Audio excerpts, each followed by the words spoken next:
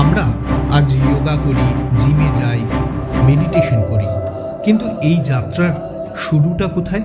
কল্পনা করুন, সৃষ্টির সেই উষা লগ্ন, মহাদেব মগ্ন এক প্রলয় নাচনে, নটরাজরূপী মহাদেবের পায়ের নিচে তখন দমিত হচ্ছে অজ্ঞানতার অন্ধকার, যাকে আমরা অপস্মারা বলে জানি।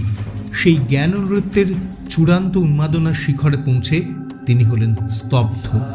প্রলয় মুহূর্তের মধ্যে শান্ত হল। তিনি বসলেন ধ্যানে, ডুব দিলেন নিজের গভীরতায়।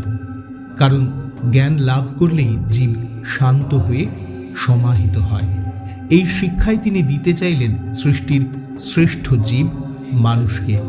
জন্ম নিলেন সৃষ্টির প্রথম যোগী, আদি যোগী, যিনি বোঝালেন বাইরের বিভ্রম থেকে অন্তরের নির্জন উপাসনায় যুক্ত হলেই আবিষ্কৃত হয় চরম সত্য, শিব।